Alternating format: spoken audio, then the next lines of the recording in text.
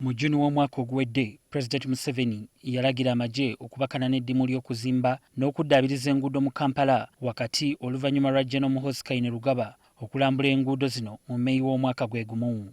Mu Novemba w'omwaka oguwedde, amagye gaatandikirawo okuddaabiriza enguudo wadde ng'emirimu gyasooka ne gyesiba olw'enkuba eyali efudde mba.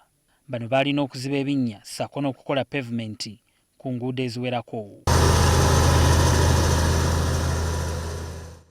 Kyokka omulimu gw'okuddaabiriza enguudo ez'enjawulo gwayimirizibwa ekyaleetebwa bannayuganda okulowooza nti amagye gaali gabiggyeemu enta. Omwogezi w'eggye erikuuma President Major Jimmy Omara atangaziza ku nsonga eno mwategeerezza nti kyava ku nsimbi. Out of the money that was supposed to be extended to our engineers to do this work so that they could complete it in the next 3 months was supposed to be something on the region between 2 to 3 billion shillings.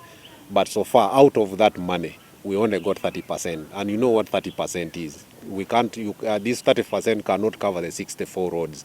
Enguudo nga Lower Terrace Kololo, Wilson Road, Rashid Kamisi Road ze zimu ku ezo amagye ge zaasooka okuddaabiriza. Amagye gagamba nti ku nguudo ezimu ebinnya bikyaliko kubanga okuddaabiriza tekwaggwa. Which were opened up to sectional repairs.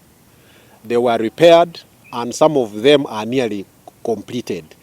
What is only remaining is that we are only waiting to put asphalt to have it completely worked on. Salimu Uhuru, Mayor wa Kampala Central Division, agamba nti omululu n'okweyagaliza bye bimu ku ebyo ebiviiriddeko ekibuga Kampala obutafiibwako nga kyokka gavumenti mwesinga okuwoza omusolo. Kubanga nze nga Kampala Central zensinga okusoloza ssente zonna ze mulaba ze bazanyiramu wano ne zigenda mu authority wano. Singa tubadde ne devolution twandibadde ahead of everybody because I am generating sente zisinga ze nzisoloza. Lwaki tetujiddiza mu bantu mu service delivery naye bwe kigenda mu URA ne tusindikira kabuuyi. So it is very unfortunate, very unfair okulaba sente ze tusoloza mu service delivery tetukoze bulungi.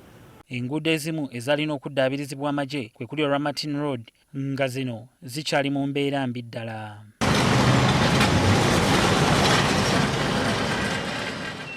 Luli bwe baali balongoosa oluguudo luno sayidi z'eri waggulu mu koona wali gye mulabaawo tebatuuka wano. Tubadde tusaba gavumenti oba ba KCCA batuyiirewo just oba maramu okulinnyawo so that motoka zifune okusobola okuyingira n'okufuluma kibuga. Kyokka waliwo essuubi nti okuddaabiriza enguudo kugenda kuddamu kubanga KCCA erina ssente ze yafunye. Bano bagamba nti abantu tebasaana kukitwala nti amagye gaasuulawo omulimu.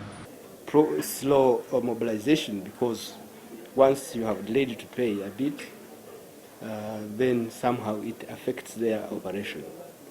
But they are still on, and good enough, we have now received the release of 2 billion from URF. KCCA yali esabye obuwumbi 30 kyokka Uganda Road Fund yagiwa obuwumbi 10 mu mwaka gw'ebyensimbi guno. Beka Ssenyonga Mulinde, ANTV, Akawungezi.